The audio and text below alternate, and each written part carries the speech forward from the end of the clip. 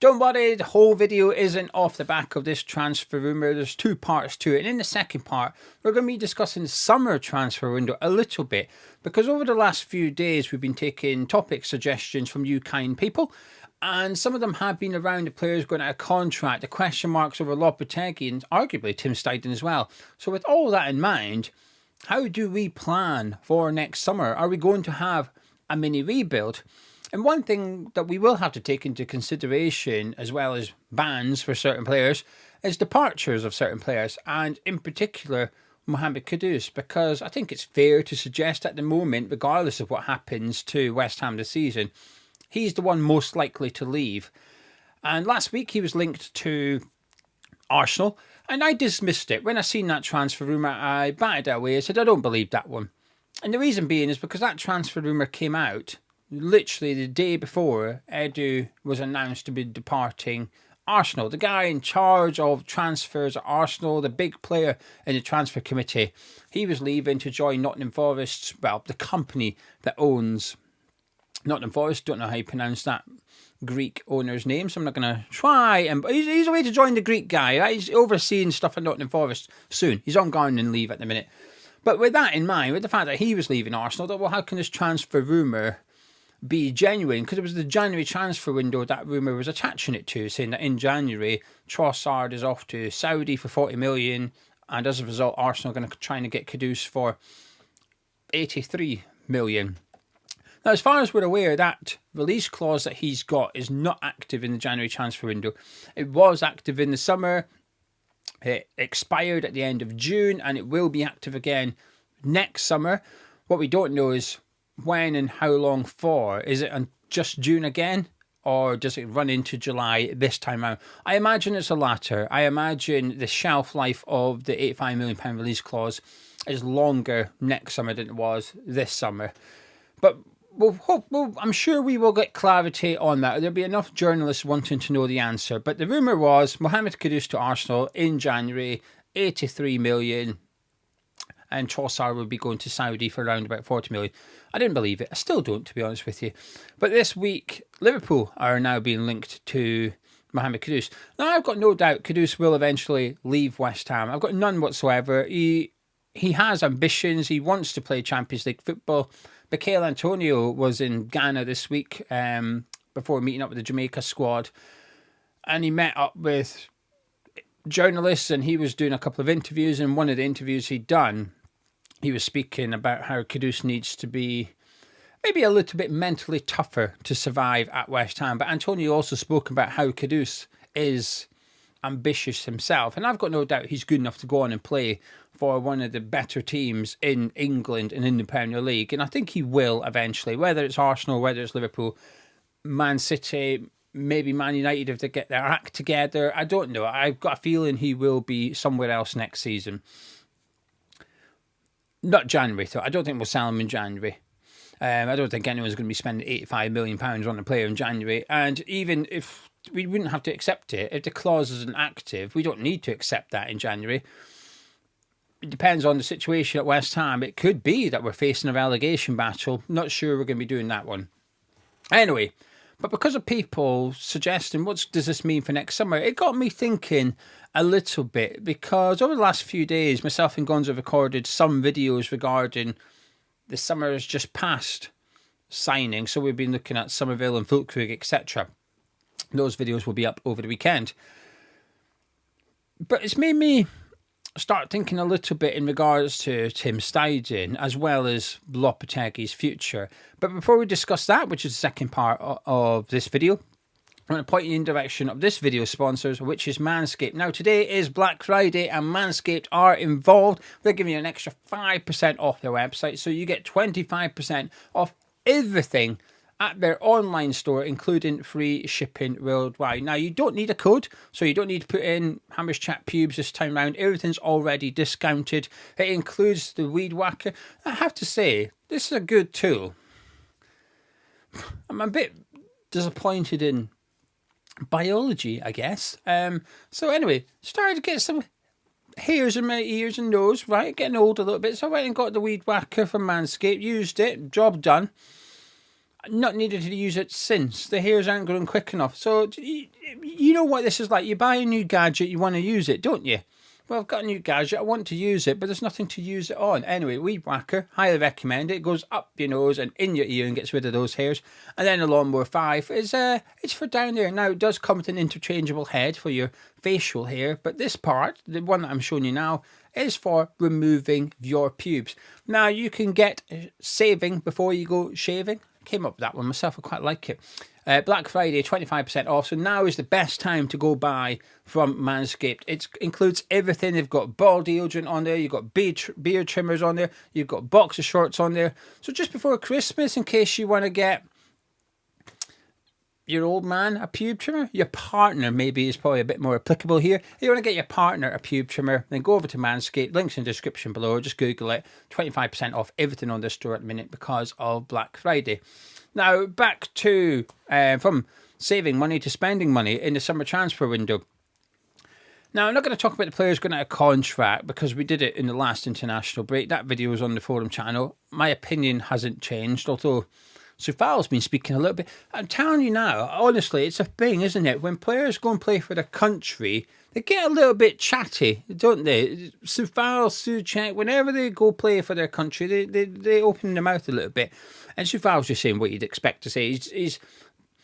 He was given assurances he'd play this season. He hasn't yet played, and he's not happy with sitting on the bench. That's all he had to say. It's not a bad thing. I like players with that attitude, to be honest with you. So it's not the end of the world. But anyway, in regards to next summer, so some people were saying, how do we plan with question marks over Lopetegui's head? I completely agree. It is difficult. But one of the reasons I don't mind selling players. I don't mind it. I think West Ham need to change their mentality when it comes to selling players. For years, whenever one of our best players gets linked with the move away, you just get this sense of panic from West Ham. It comes out on certain websites that they've spoken to a top source at West Ham, and they said, not for sale at any cost, not for sale at any price, hands off. I mean, it's just not true, is it? Declan Rice left. He was for sale eventually. Everybody has a price in football. And I actually want to see the day where we embrace that a little bit. Now, I don't want us running around going, hey, for sale, he's for sale, hey, bidding war, how much we're auctioning off Edson Alvarez, what's everyone willing to pay? There's a difference between having a price for everybody and trying to sell someone. It's two completely different mindsets. Trying to keep a hold of your best players, but also pricing them so that if somebody does pay it, you cash in. And then also trying to get rid of your players that you no longer want. Two completely different things. And it's something I was hoping would change under Tim Steidten, because at Bayer Leverkusen, under Rolfes, they see it as a success to only sell one player. In the summer, they sell one player, which funds that summer. They see that as a success. And they've done it for many years now. Kai Havertz, for example, coming to the Premier League, only selling Kai Havertz that window, they see that job done. We've sold one player, good. Let's reinvest that money and go again. And I think we need to be a little bit like that as well now. Because of PSR, you've got to box clever when it comes to finances, and you can't just sell nobody and keep spending money. It's unsustainable, and you're going to find yourself heavily restricted in the transfer window. And I hope with the arrival of Tim Steidten, because of the mentality they have at Bayer Leverkusen, I was hoping he would bring a little bit of that to West Ham. And I still think he might have done. This is just my own theory. I think if Edson Alvarez doesn't get injured in the summer, I think he leaves West Ham. It's just a feeling that we might have sold him, possibly to Man United. He's spoken time and time again about potentially leaving, so I think he's got ambitions that are greater than what West Ham can achieve, just like Mohammed Kudus. Again, no problem with that, but let's just make sure that we're prepared for him leaving and we get a good price for him. I think he would have gone in the summer had he not got injured. He might go next summer. I don't know. We'll wait and see. But my mentality was, can we change our mentality? And when you've got the right structure in place, so whether that be Tim Steidten, whether it be the scouts, whether it be the analysis department, all of it, that when you're which makes you good at bringing in players, which makes you good at identifying replacements for your current squad. Once that's in place, you shouldn't fear selling players. But when I look back at the summer transfer window, my confidence in West Ham being prepared for replacing Kudus, Alvarez, pick a player, has decreased quite a bit, actually. Because when you look back at the window now, as I always say, it was a poorly planned window. I'm not even sure it was planned. It felt very scattergunny. It felt maybe it was planned to some extent in the sense that we had a budget for each position. With Wan-Bissaka, for example, it was always that we had 10, 15 million for right back. And that ended up proving to be true. We signed Wan-Bissaka for around that fee. With the strikers, well, we're not going over 40 million. We're not paying more than 40 million for a striker. Well, we didn't, did we? We ended up spending 25 million. But, so there might have been some form of planning. But as we've discussed many times, just the way we went after different types of players for the same position, we felt a little bit disjointed, a little bit scattergunny. The best example we gave is the striker, Fulkrug Duran. Forget ability, forget that. Just style, playing style, different. Walker Peters, Wan-Bissaka, different. Yet we're going after, we believe, we were going after both of them, trying to work out which is the best deal. Doesn't really add up, does it? So my confidence in West Ham being prepared and planning to replace Kudus has come down quite a bit because of the summer transfer activity. And I still want us to be fearless when it comes to selling players. You want Kudus, it's 85 million. Simple as that. You ain't getting him for a penny less, it's 85 million. And that's a good fee for Kudus. Is it a bargain? No. Are we getting ripped off? No, I think it's fair. I think that is a fair value. I think both, a bit like Declan Rice. I think 105 million for West Ham was a good price for us, but I also think it was a good price for Arsenal as well. I think they got a top player for their money. And I think that would be the same with Kudus. Both teams win here. We make a hefty profit. They get a superb player, 85 million. We can do a bit with that. But my confidence in us using that 85 million wisely has come down a little bit because we spent well over 100 million in the summer and we brought in some good players. We have brought in some good players. I think, but the problem is, because of that disjointed nature, it didn't really feel, like I said, it didn't really feel like we had a plan and we stuck to it. I've got no doubt Tim Steidten could go bring in good players with that Kudus money. But would Tim Steidten bring in the right players with that Kudus money? 6 months ago, I would have said yes. I said, yeah, of course he will. Of course he will. Squad builder was his role at Bayer Leverkusen. There's no doubt he can spot talent. I've still got no doubt about that, by the way. I still think Tim Steidten has a fantastic eye for talent. I think he's a top negotiator as well. It's the squad building part, ironically, I've got a concern with. So selling Kudus, weirdly, 6 months ago, I was more okay with it than I am today. Because the confidence in us spending that money wisely to replace him has come down a bit. The confidence in us being prepared to sell him and replace him adequately, well, that's come down quite a lot, actually. Almost to the point now, I'm a little bit worried about it. So the transfer rumour, I don't believe it for January. I don't think Kudus is going anywhere in January. Be shocked if so. And if we are going to sell him, I hope the price is 100 million. 15 million for convenience, or inconvenience rather. But next summer, I'd be surprised if he doesn't leave West Ham. And that's regardless of how we get on this season. But, don't know.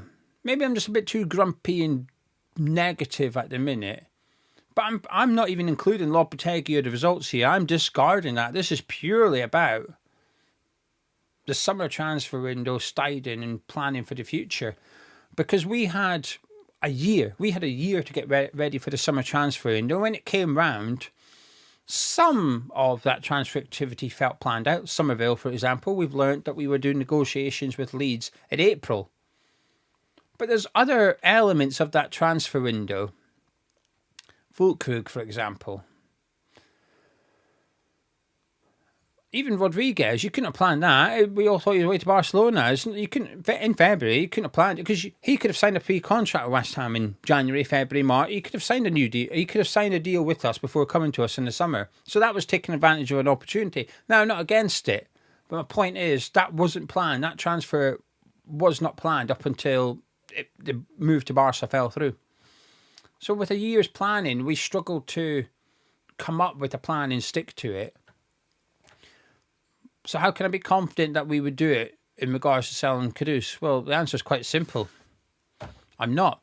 Anyway, there you go. A bit of a depressing chat kind of thing, but hopefully it answers some people's questions regarding the summer transfer window and the transfer rumour, which I don't believe. In regards to Steiding going to Arsenal, I don't believe it for a second. Anyway, I'm going to disappear. If you've enjoyed this video, please do drop a like on it. Subscribe to the channel. Over the next few days, we've got a topic about Martin Noble, looking back at the summer transfer window, then looking ahead to the January transfer window. That's coming up over the next 3 days. Hope you enjoyed the content. I'm off on what they call a baby moon. I'll catch up with you on Tuesday.